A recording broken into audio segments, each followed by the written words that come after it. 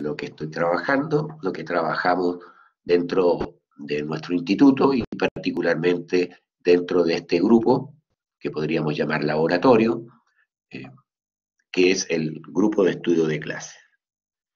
El tema, matemática para la diversidad, está vinculada con la preocupación que permanentemente he tenido y que de alguna manera se refleja en los intereses de mis colegas en relación a cómo la ciencia de la matemática puede aportar al desarrollo de las personas, de la sociedad, y lograr una sociedad con mayores eh, expectativas de una vida en armonía. Esa es la idea. Eh, ¿A qué le llamamos segmentación social? La segmentación social se refiere a que el país, y no solo Chile, eh, agrupa a las personas por cuánto tiene, ¿ya? Más que por cuánto es, ¿ya? Y eso, si bien no nos gusta, es un contexto real. O sea, las personas que deambulan por los supermercados, las personas que deambulan por los grandes centros o que están en los hoteles, son personas que pertenecen a segmentos sociales distintos. Nosotros estamos preocupados por la mayoría. Entonces, si vemos la gráfica, vemos que, por ejemplo, una familia del grupo AB tiene un ingreso de 6 millones, hablando en pesos chilenos, versus los que están en el grupo E de 324.000 pesos, dado que la unidad es miles de pesos. Entonces, una familia gana 20 veces más que la otra. Entonces, esta familia del grupo E está preocupada de la subsistencia, está preocupada de para qué ir a la escuela, porque si un niño va a la escuela, no produce recursos para la familia. En cambio, en el grupo AB, el problema de la escolaridad lo resuelven con un financiamiento, clases particulares, escuelas privadas. Así que nosotros queremos atender, digamos, preocuparnos eh, del grupo E o del grupo C2, dejando un 13% de la población que se las arregla por su cuenta porque no requiere de que haya un grupo tan fuerte pensando en cómo hacemos esto. En realidad todos requerimos de ayuda, pero este grupo requiere de más ayuda. Por ejemplo, el grupo C3 se trata de familias con padres de oficio calificado, padres que han logrado una educación técnico-profesional y son electricistas, trabajan en la construcción, son trabajadores calificados. En el caso del grupo D, que es más de la tercera parte de los ciudadanos del país, el 93% trabaja en oficios sin requisito de educación formal. Es decir, la educación está mostrando, con datos de del 2018, con datos recientes, que es un factor de segmentación. Nos muestra que si la gente tiene oportunidad de estudio, es porque los padres, ellos, no han tenido, los chicos, no han tenido la necesidad de salir de la escuela para atender las necesidades primarias.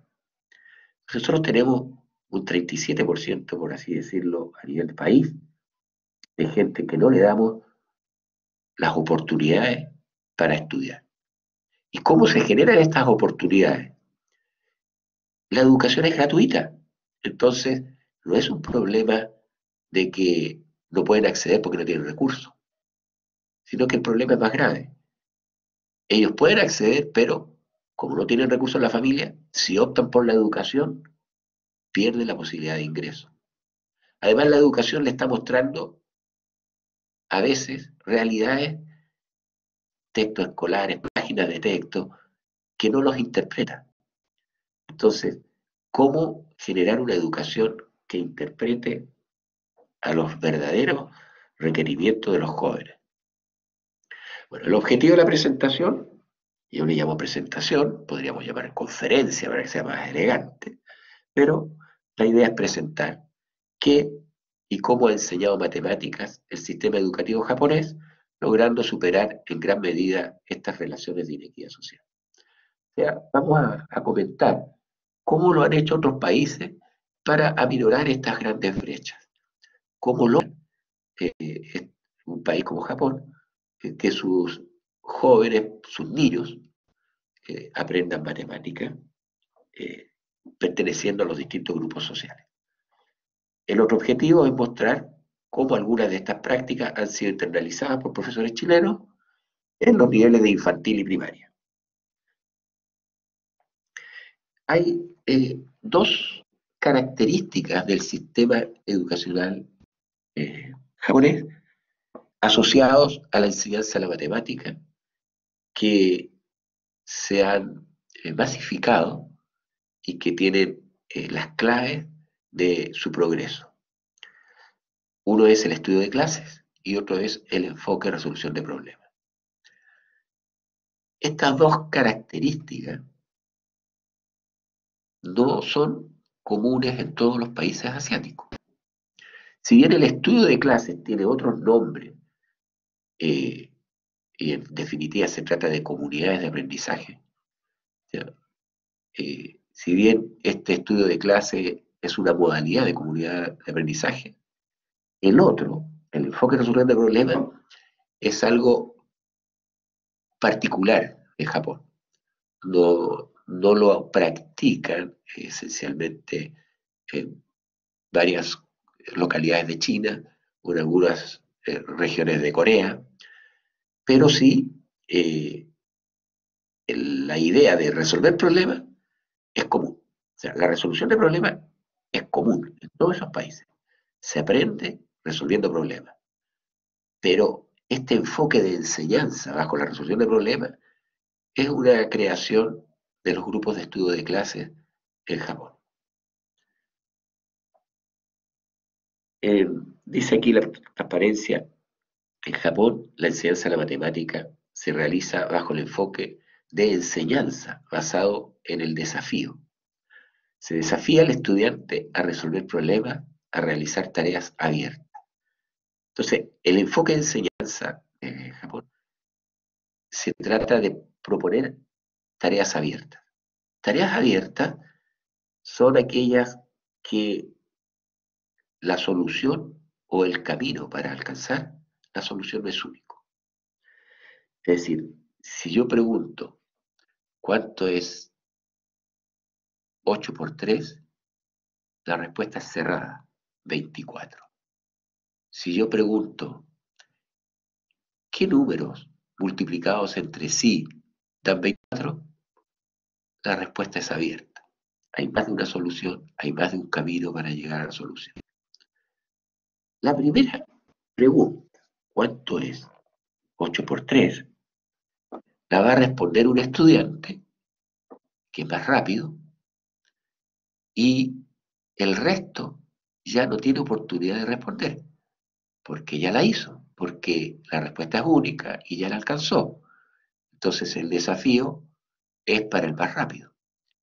Y allí tenemos un primer elemento del enfoque de esta conferencia, de esta presentación. El atender a la diversidad.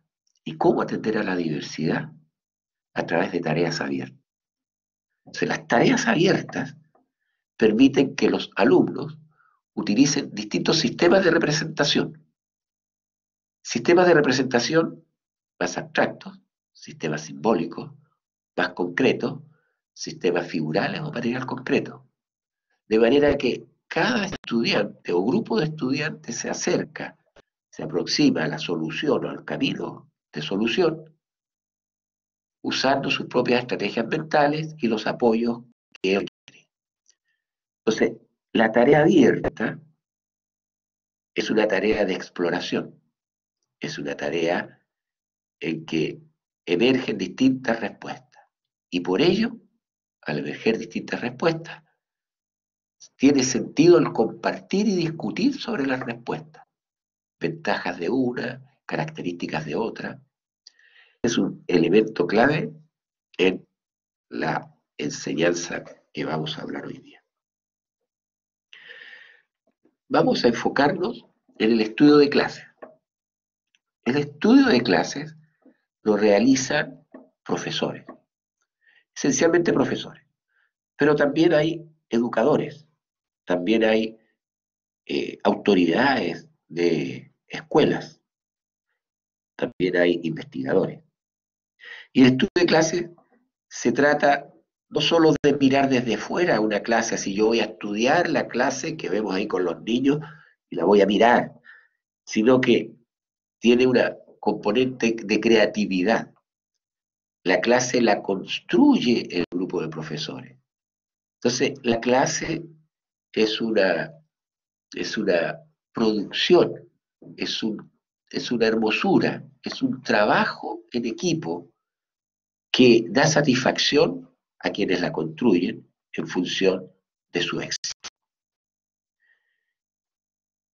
El estudio de clase corresponde a un ciclo que se vuelve a repetir. El estudio de clase corresponde a una manera de hacer ciencia. ¿En qué sentido ciencia? Una manera de reflexionar sobre la práctica, una manera de sistematizar la experiencia. ¿Qué es ciencia? La ciencia es la sistematización de la experiencia. Los hallazgos científicos consisten en darnos cuenta cuáles son las regularidades que están explicando los eventos de la naturaleza, de la sociedad. El identificar los elementos comunes, identificar los elementos que caracterizan ciertas, fenómenos, ¿ya?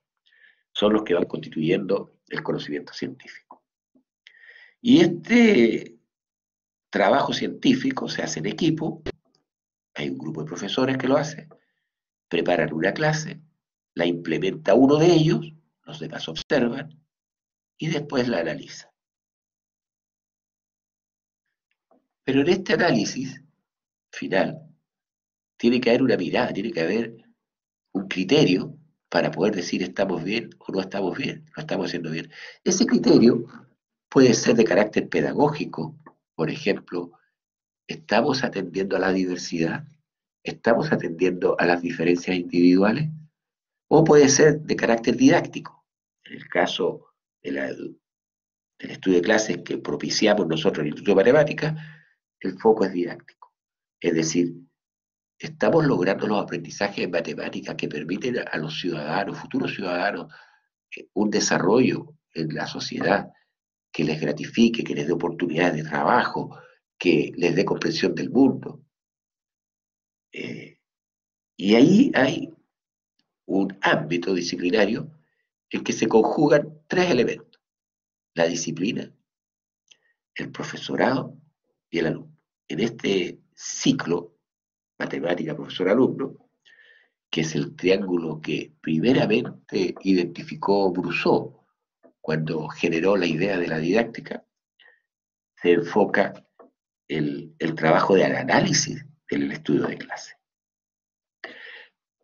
Pero además, el trabajo del docente no solo viene de allí, de la didáctica, sino que viene de las teorías, de las creencias, de la experiencia que él tiene, que ellos tienen.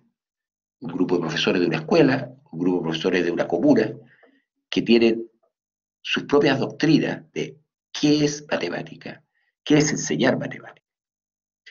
Así distinguimos teorías locales, que se refieren a ideas que van emergiendo acerca de cómo aprender, cómo enseñar en los mismos grupos de estudio de clase.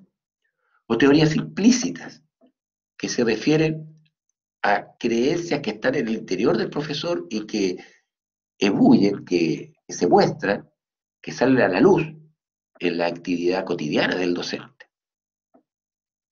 cuando está haciendo su clase.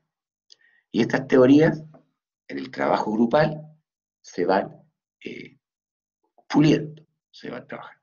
Y así volvemos a que es el estudio de clase, y en realidad es una actividad bien compleja, en el cual arriba vemos un triángulo de teorías de cómo enseñar.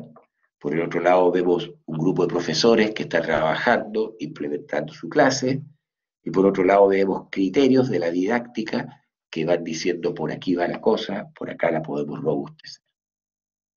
Distintas miradas que van contribuyendo al logro de un trabajo común. Bueno, disculpa.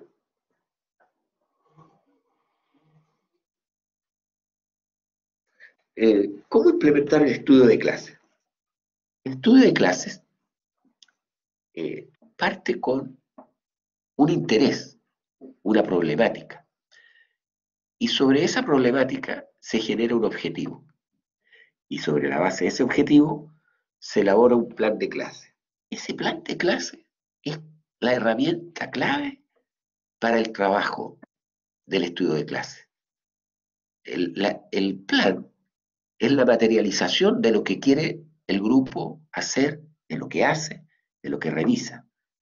Es a través del plan que se dialoga, porque las palabras van quedando, pero el plan es la planificación de la clase, es lo que va diciendo, esto es lo que vamos a hacer, esta es la tarea que le vamos a proponer a los estudiantes. He tenido mucha experiencia con profesores que desestiman el plan, porque planificar escapa de los tiempos que los profesores usualmente tienen para trabajar. El profesor, los primeros años, planificas, pero después, al tomar más horas de clase, la planificación es implícita. Va perdiendo esa explicitud de un plan donde se dice, estos son los momentos de la clase, estas son las tareas que voy a pedir que los estudiantes hagan. El profesor improvisa. Muchos dicen que la enseñanza es un arte y que por ello hay que improvisar. Está bien, hay mucho de arte, hay improvisación, y ahí está la creatividad, pero la sistematización de esa improvisación produce un conocimiento colegial, produce un conocimiento comunitario que permite una mejora sistemática de un grupo, de una comuna, de un país. Hay distintos tipos de grupos de estudio de clase. Por ejemplo, en el caso de la Universidad Católica del Paraíso, la casa matriz, negro aquí, convida a profesores de distintas escuelas y conformamos grupos con 3, 4 profesores de distintas escuelas y trabajamos con ellos. Otro modelo es que al interior de una escuela, por ejemplo el caso del INSUCO, en Valparaíso, tienen su propio grupo de estudio de clases y hacen sus actividades independientes. Y otro modelo es que las escuelas no trabajan con una universidad, sino que trabajan de manera autónoma, como en el caso aquí que tenemos del grupo de La Calera. Vamos a ver un ejemplo de estudio de clases, ya, para verlo con mayor claridad, de este grupo de profesores que genera su propio estudio de clase, en el caso del grupo de estudio de La Calera. Me voy a cambiar de PowerPoint y vamos a ir a este. Entonces, la comunidad de aprendizaje, grupo de estudio de clase La Calera, es un grupo de estudio de clases que emerge de una escuela, de una profesora que, habiendo hecho o estando en el trabajo de hacer su magíster en didáctica de la matemática en la Universidad Católica del Paraíso, emprende el desafío de generar un grupo de estudio de clases como trabajo de finalización de su tesis. Este grupo de profesores planea, pero lo que planea no es lo que hace. Hay un plan y hay un trabajo real. Planea 7 sesiones de trabajo y planea hacer 2 veces una clase sobre la multiplicación. Hubo reuniones semanales interrumpidas, hubo un paro, lo que siempre sucede en las escuelas. Muchos desafíos, muchas complicaciones. En definitiva, hicieron 13 sesiones, duplicaron casi la cantidad de sesiones que requerían para sacar adelante una clase. Trabajaron 2 meses, una sesión semanal. Uno piensa de que una clase se prepara en 15 minutos, pero el preparar esta clase va más allá de la clase. Significa preparar una manera de trabajar, compartir en equipo una forma de hacer clase.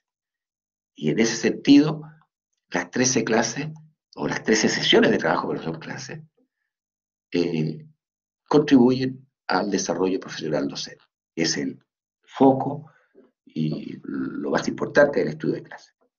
Y lo otro que en vez de hacer 2 veces la clase, la realicen 4 veces para quedar tranquilos con una producción de una clase que representaba lo que ellos querían. La última clase se constituyó en una clase pública.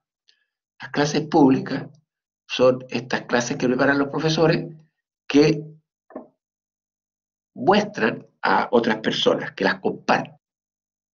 Las comparten en un anfiteatro, las comparten en la biblioteca de la escuela, las comparten en la misma aula, donde otros colegas la van a visitar, estudiantes de pedagogía, o estudiantes para ser profesor, jefe técnico, incluso apoderado.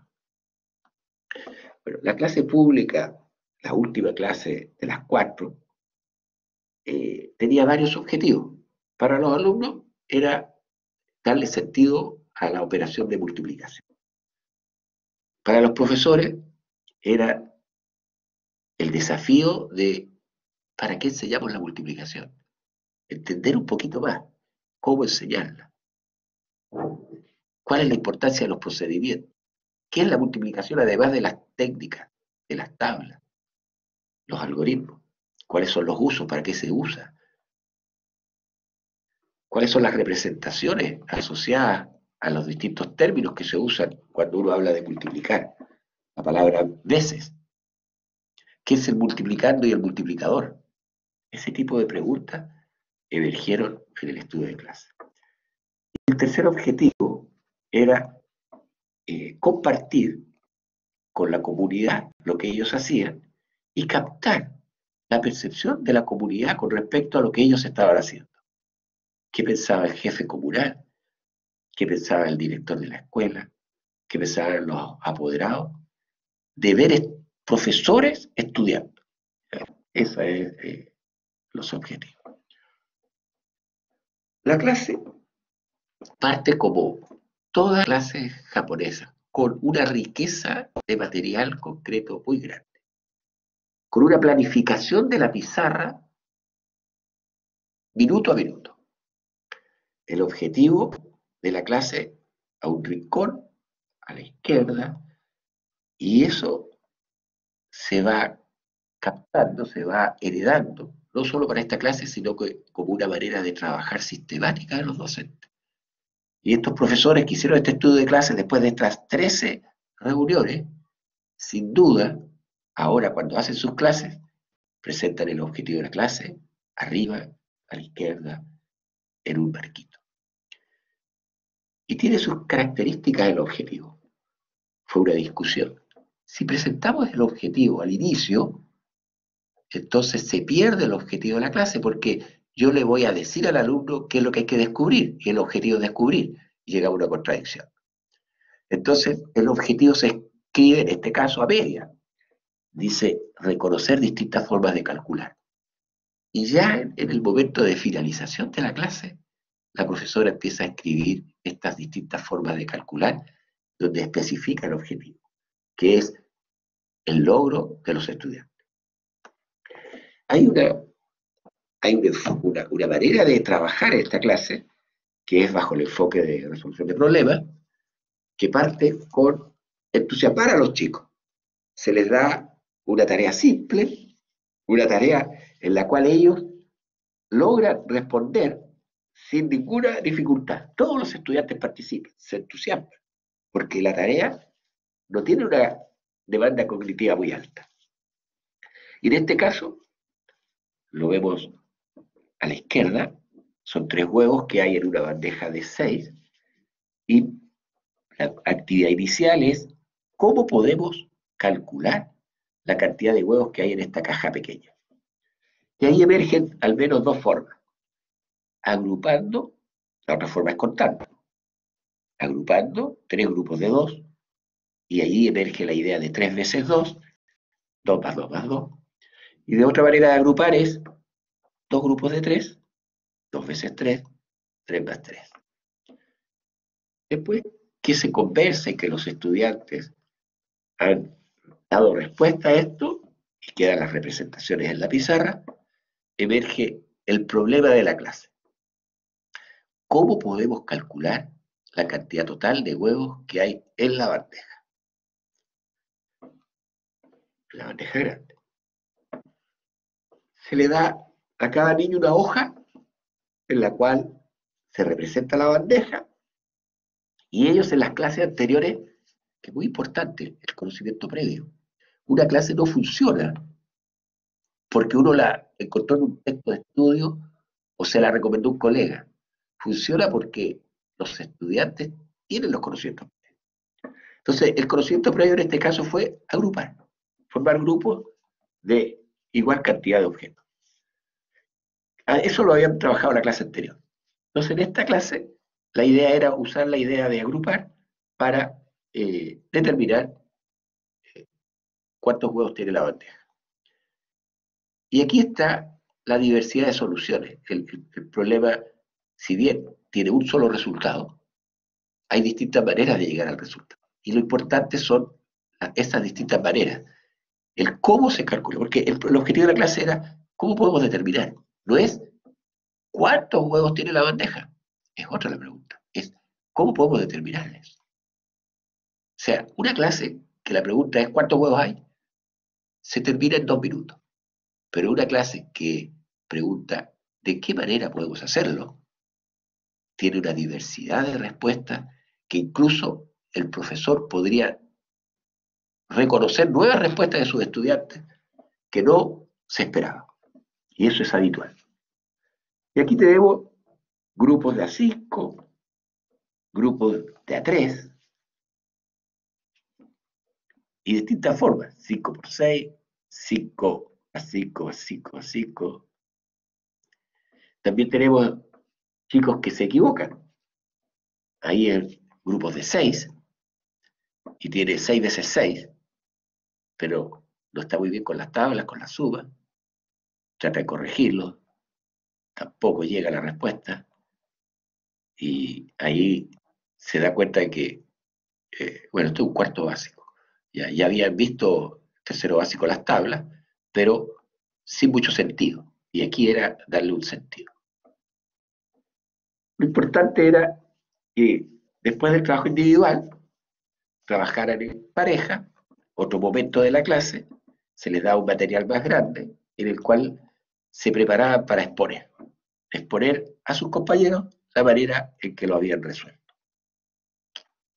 Así, este grupo, esta pareja, sale y muestra cómo lo hizo.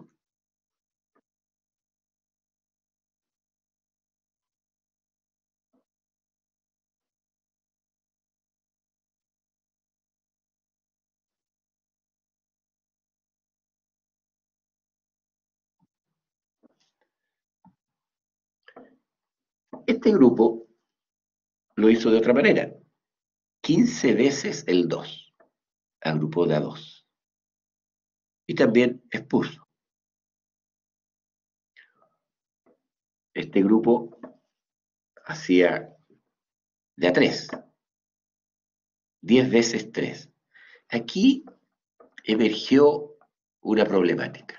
Un chico que confundía el multiplicando, el multiplicador. ¿Qué es lo que es? ¿Es 10 veces el 3 o es el 10 tres veces. Entonces, darle tiempo al estudiante para que aclare esto no era fácil. Aquí hay una demanda cognitiva, hay una exigencia de diferenciar el rol de los números. Aparentemente los números son lo mismo. Bueno, 10 por 3 lo puedo intercambiar, como 3 por 10, pero el significado que hay detrás cambia. Y vamos a ver cómo eh, esta diferencia se deja ver en este alumno.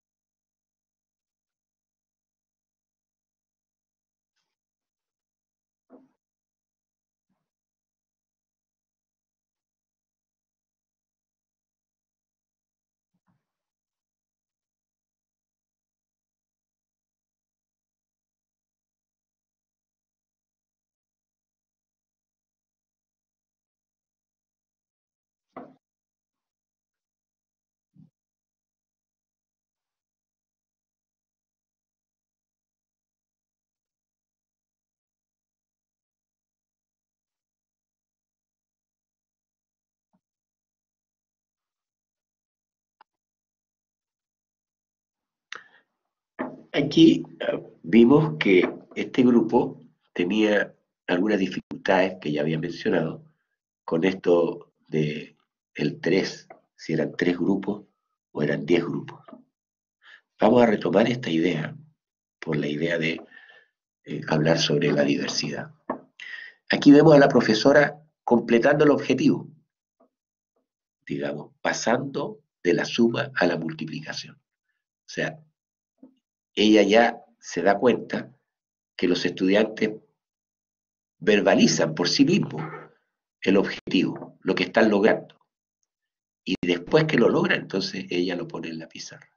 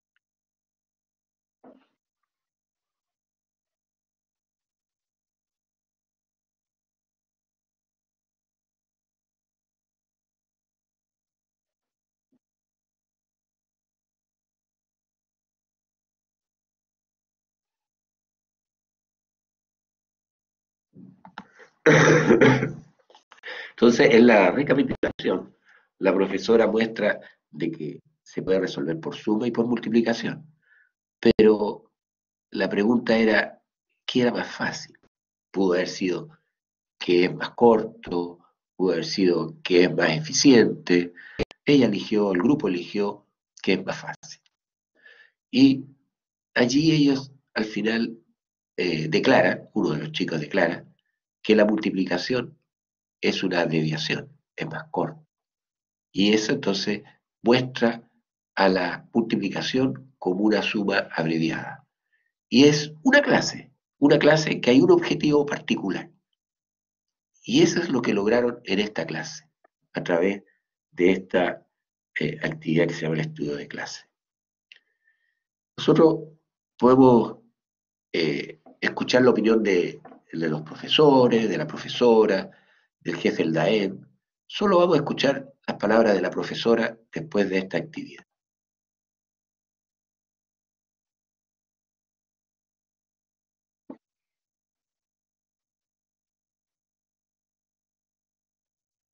Profesor Mundo. ¿Sí? Profe, lo que pasa es que no se escucha, el audio no se escuchan las palabras. Ah,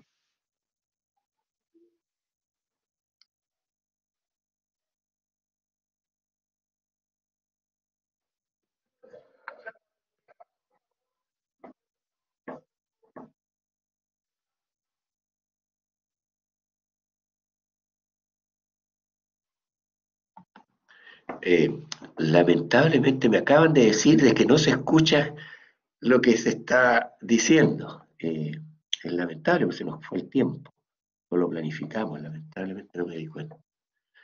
Eh, bueno, puedo comentarles que la profesora declara que si bien ella puede enseñar de distintas maneras la multiplicación, lo que valora del estudio de clase es todas las experiencias en común que tuvieron como grupo y que les permitió socializar, compartir y mejorar como docente. Ella se da cuenta de que el trabajo fue llevar adelante una clase durante 7 semanas, pero lo relevante no era eso, sino que lo relevante era el desarrollo profesional docente a través del estudio de clase. Muchos profesores piensan de que el estudio de clase es para planificar clases. El estudio de clase es para favorecer el desarrollo de los profesores. Cuando los profesores se desarrollan profesionalmente, logran mejores aprendizajes de sus estudiantes.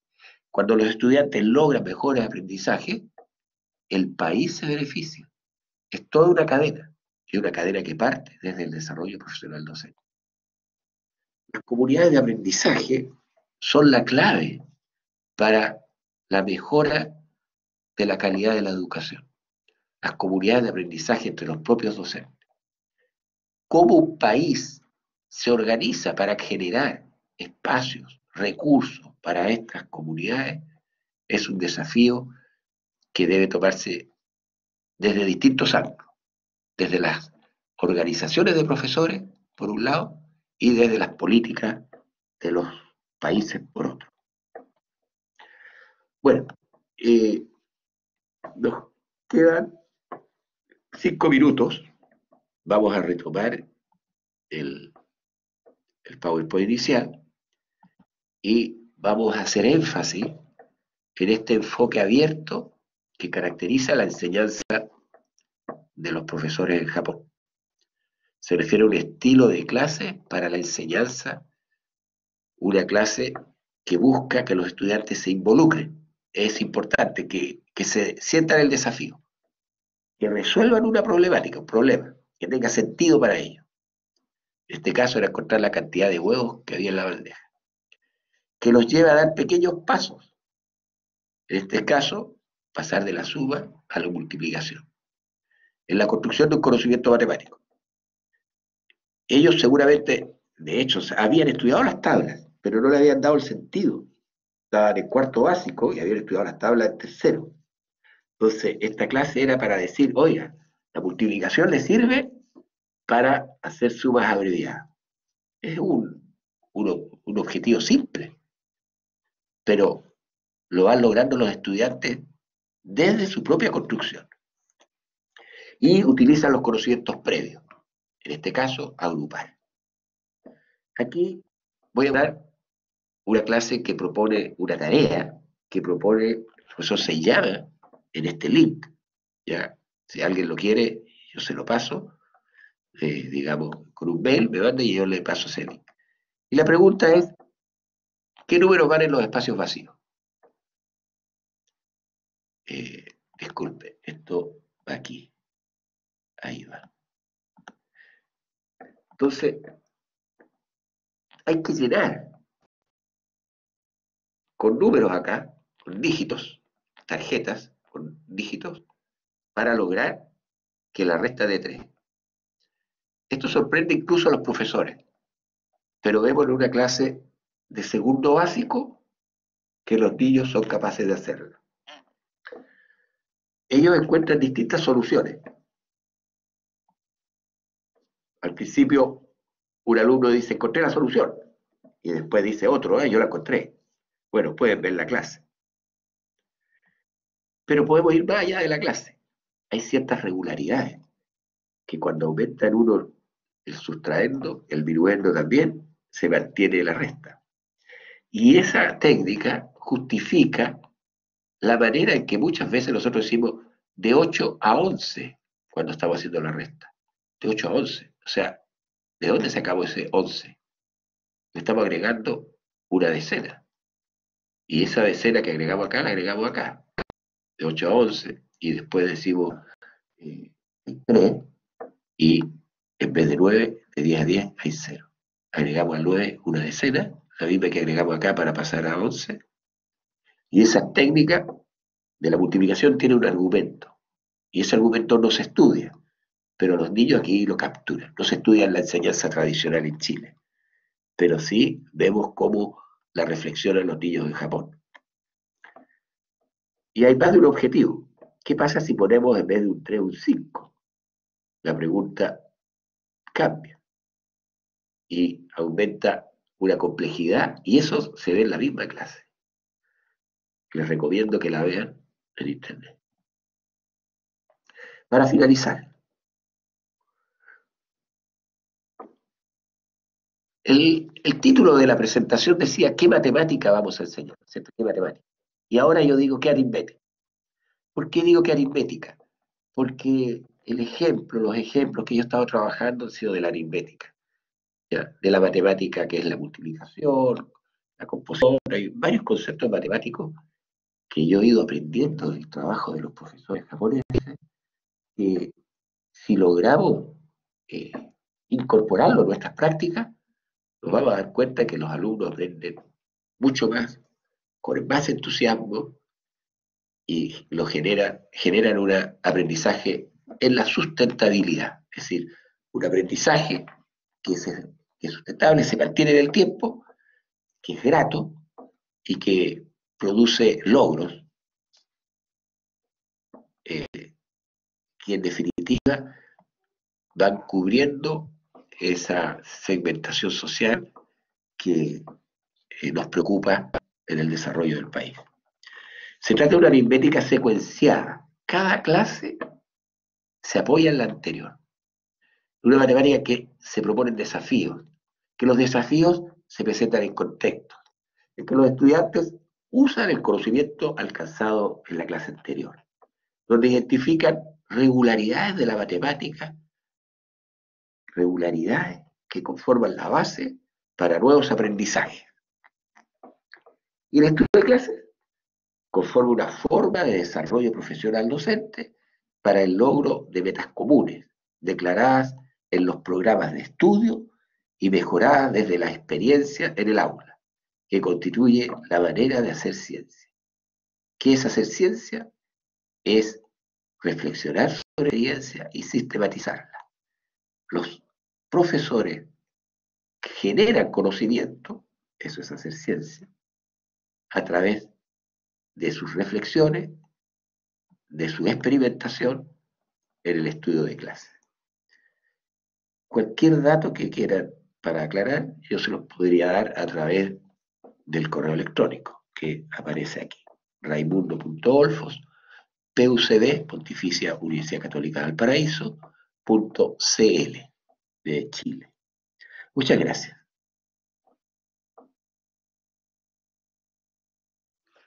Bien, profesor Raimundo, agradecemos por la conferencia. En este momento abrimos la sesión de preguntas. Quien tenga alguna la podrá realizar en el espacio de chat.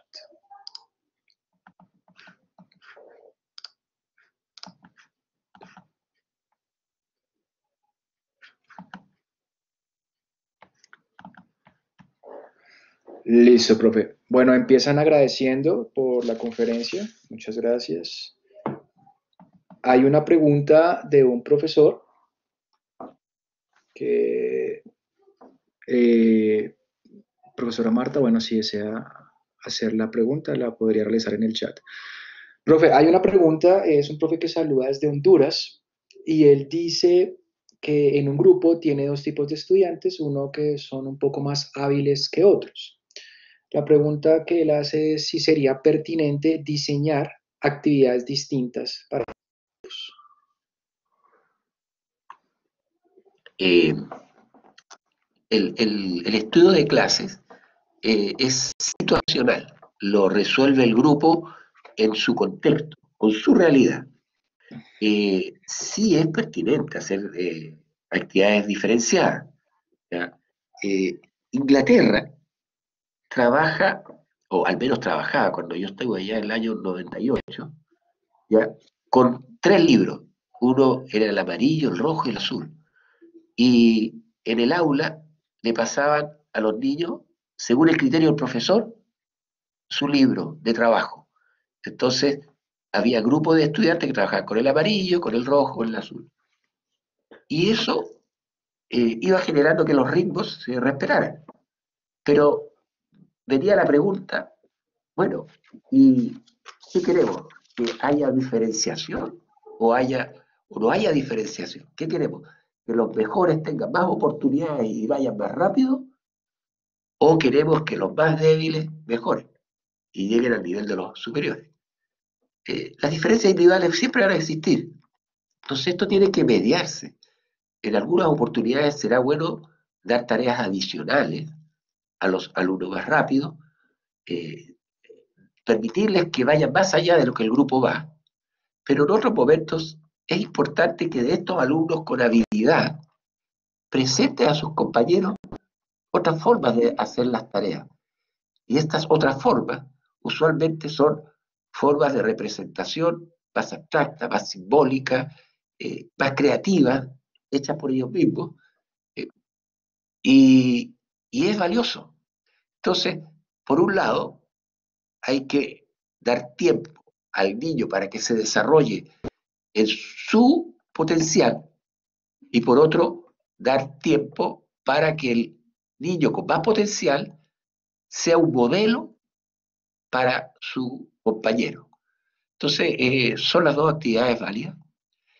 Y en términos de sistema, es valioso que un país tenga hasta el quinto grado, hasta el sexto grado, una educación uniforme, es decir, un conocimiento mínimo en matemática para todo el país. Y otra cosa sería, eh, después del sexto, séptimo, octavo, ya ir dando oportunidades para hacer trabajos diferenciados, escuelas cercanas al arte, escuelas cercanas a la tecnología, a la ciencia, etc. Hay que pensar que hay otro desafío que es que en los próximos años, a causa de la robótica, van a cambiar las necesidades de empleo. Y las personas que hacen los empleos que no requieren mucha creatividad, los van a perder. Entonces, hay que ir viendo esa dimensión. Es decir, no podemos formar grupos humanos que decimos, estos van a ser los que van a hacer la parte rutinaria, porque esos empleos no van a ser para ellos, van a ser para los robots. Bueno, esa es una respuesta. Gracias, profe. ¿Comentar algo sobre la educación actualmente en Colombia? Se realiza un ascenso en el magisterio y se realiza con un proceso que se llama el SDF, que consiste en una clase videograbada para evaluación. Se realiza la grabación de la clase y luego pues evaluadores externos determinan pues si hay ese ascenso o no. La pregunta es qué elementos vinculantes podría haber entre ese proceso y el estudio de clase. Nosotros hemos ido eh, incorporando el estudio de clase en la región a través de cursos a profesores. No tenemos una política país de incorporar el estudio de clase. El país opera por un concepto, una mirada de la eh, competencia. Es un país muy tirano este país, ¿ya? Pero es un país que se desarrolla, pero con mucha inequidad. Y en ese contexto nosotros potenciamos, tratamos de que esto entre al sistema educativo, el estudio de clase. Y una de las maneras que eh, eh, hace que se involucren los profesores es por ese hecho. Nosotros a través del estudio de clase hemos logrado que los profesores preparen bonitas clases y les vaya bien en la evaluación. Nosotros en Chile, al igual que Colombia, tenemos ese tipo de evaluación docente que no es solo conocimiento. Aquí hay una carrera docente que costó más de una década de conciliar entre las aspiraciones de los profesores Puta- y las políticas públicas. Y allí está la evaluación del conocimiento y también está la evaluación de la práctica. Y de esa práctica, el estudio de clase ha sido muy beneficiosa, porque este enfoque de atención a la diversidad es valorado por las rúbricas que considera Chile para evaluar una buena clase.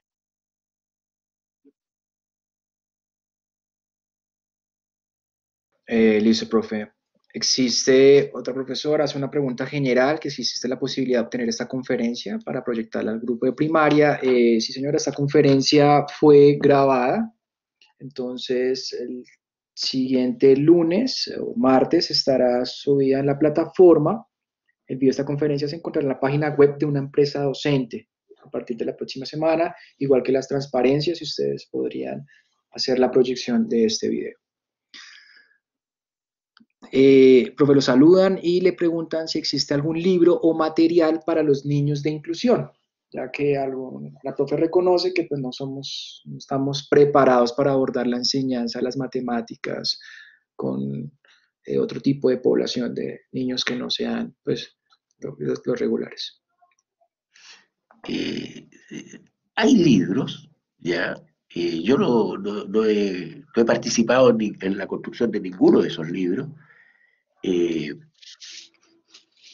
Pienso de que la política chilena, en ese sentido, ha favorecido la incorporación de profesionales no docentes al sistema, eh, particularmente psicopedagogos, ¿ya? Psicólogos y profesores que se han especializado en el tema de la convivencia escolar, que tiene que abordar la problemática de diferentes habilidades, diferentes intereses, diferentes realidades de los niños en la misma escuela.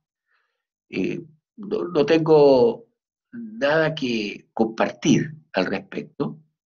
Sí puedo decir que con el profesor Isoda hemos hecho dos libros, uno de resolución de problemas y otro justamente de la ciencia de la multiplicación, que sirvió, el segundo, sirvió a este grupo de profesores como una fuente para poder preparar su clase. No es que la hayan hecho de acuerdo a lo que dice el libro, pero sí leyeron varios capítulos o varias ideas que emergen del libro que les fueron útiles para su trabajo. Listo, profe. Hay un comentario sobre el siguiente, luego una pregunta. Dice, ¿estas metodologías hacen que los procesos en el avance de los contenidos sean más lentos? Y muchos directivos juzgan más por los montones que por las calidades. ¿Qué deberíamos hacer? Eh, el estudio de clase no se puede ver como una manera de, de planificar todas las clases, sino que es una manera de desarrollar la capacidad del docente para hacer mejores clases. Entonces, que un profesor demore 7 semanas en preparar una clase es totalmente infinanciable, ¿ya? Eh, imposible para un director que funcione una escuela así. Entonces, el director está viendo otra cosa. Es por ello que, por ejemplo, Tailandia involucran a los directores en el grupo de estudio de clase o al jefe técnico, de manera de que entienda cuál es la lógica, porque el director lo que quiere es, ya, prepare la clase rápido, ya, que la clase funcione. Pero ese preparar rápido la clase no significa preparar al docente. Y lo que más vale no es la clase, es el docente. Porque el docente va a hacer 100 clases, 1000 clases. En cambio, esa clase es una. Entonces, ¿qué vale más, la clase o el profesor? El profesor, porque el profesor es el que hace la clase. Luego, es una lucha, es un mostrar el valor. Ahora, cuando el grupo de estudio de clase se reúne porque la escuela, el director les da una hora semanal para que se reúnan y los profesores se reúnen y no saben qué hacer y funciona las 3 primeras semanas y a la otra semana falta el colega y el colega que no llegó con los apuntes no permitió que el grupo trabajara y se le echó a perder la impresora y no funciona el sistema. El director a final de año no les va a renovar la regalía de una hora para desarrollo profesional docente porque se pierde. Entonces, si uno se mete en esto, tiene que meterse con responsabilidad, de manera de que cuente con el tiempo, con las ganas de llegar a buen puerto y demostrar que hay aprendizajes personales que se van a mostrar primero porque le va a ir bien en la evaluación docente, pero después que se muestre que los niños están más felices, que las clases de matemáticas son más entretenidas, que ese es el segundo momento. Y un tercer momento, después de 2 o 3 años, ya se va a ver que hay logros de aprendizaje. Y hay que combinarlos, estas clases hay que combinarlas con clases de memorización, clases de técnica. ¿Ya? La clase de resolución de problemas, en el caso de Japón, ellos tenían, cuando yo fui el año 2008, después fui el 2016, el 2016, he ido varias veces, pero el 2008 cuando fui, ellos tenían un programa, un plan de estudio, en que había 3 horas de matemática de 45 minutos, 50 minutos para el profesor. Y las 3 clases eran de resolución de problemas. ¿Y cuándo ejercitaban? Ejercitaban fuera, ejercitaban eh, en la tarde, hacían guías de ejercicio o iban a institutos, incluso en quinto básico, ¿eh? Iban a institutos porque para pasar a sexto pasaban el sexto pasaban a la escuela de otro nivel. Entonces querían, es así como una prueba de selección universitaria, quinto básico. Entonces ellos se preparaban para que les fuera bien y quedar en una escuela que tenía un perfil más académico o un perfil más profesional. Eh, los niños tienen que estudiar matemáticas, tienen que ejercitar, ¿ya? Pero la ejercitación no es suficiente si no hay comprensión. Y la comprensión la da la resolución de problemas. Eso no. Bien, para finalizar esta sesión de preguntas, voy a hacer el cierre con algunos comentarios que realizan los profesores. Han compartido, la profesora Marta ha compartido el correo del profesor Raimundo por el chat. Para las personas que deseen tener acceso a ese correo, como dijo el profesor, pues podrán escribirle para solicitar información relacionada con el tema. Profe, siguen agradeciendo, que muy pertinente la presentación. El correo electrónico está en el chat, raimundo.olfo, ya lo vuelvo a enviar porque lo están solicitando nuevamente. Profe, hay una profesora que hace un comentario, ella está desde Uruguay y pues comenta un poco cómo funcionan las cuestiones allá, entonces lo voy a compartir. Ella dice que para nosotros la planificación es fundamental, pensar la actividad que se va a proponer en función de los objetivos matemáticos que perseguimos alcanzar, el concepto matemático que se quiere trabajar, pensar cuáles son los conocimientos que los alumnos tienen para abordar esa actividad, conocimientos previos, herramientas cognitivas que disponen, los posibles obstáculos que se le van a presentar, las posibles estrategias que podrán los alumnos poner en práctica intentando alcanzar caminos para solucionar el problema propuesto y las posibles intervenciones que uno como docente hará intentando conseguir ese camino iniciado por el alumno, con preguntas que orienten y no que den respuestas. agradece, tal cual excelentemente ha explicado el profesor durante esta ponencia. Tome en cuenta que las preguntas abiertas son excelentes para atender a la diversidad de los estudiantes, eso lo comparte también otra profesora y pues nuevamente pues le agradece. Bueno, damos cierre a este tiempo de preguntas. Para eso pues agradecemos al profesor Raimundo Olfos por su tiempo, por esta conferencia, por sus valiosos aportes y también vamos a agradecer pues a todas las personas que estuvieron presentes en esta conferencia. Queremos comentarles que el video de esta conferencia, que pues, está grabada, se encontrará en la página web de una empresa docente, que es ud.uniandes.edu.co, y a partir de la próxima semana. Las transparencias también serán puestas en FUNES, que es el repositorio digital de documentos de educación matemática de una empresa docente de la Facultad de Educación de la Universidad de los Andes. Para terminar, tenemos dos comentarios. El primero es relacionado con la siguiente conferencia, que es de la profesora Liliana Tauber de Argentina, que será el día 15 de junio. Y el segundo comentario para las personas que están en la sala. También en una empresa docente tenemos un espacio de comunicaciones de innovación, así que si ustedes están interesados en difundir por medio de nosotros su trabajo, lo que están realizando respecto a la innovación de proyectos de aula o ideas que tengan pues afín, podrán enviarlas al correo que estoy compartiendo en el chat y podremos programar una sesión para que ustedes compartan por medio de nosotros pues su trabajo que están realizando actualmente. Profe, muchísimas gracias por esta conferencia y pues hasta una próxima oportunidad. Muchas gracias a ustedes. Gracias a todos y muy buen fin de semana.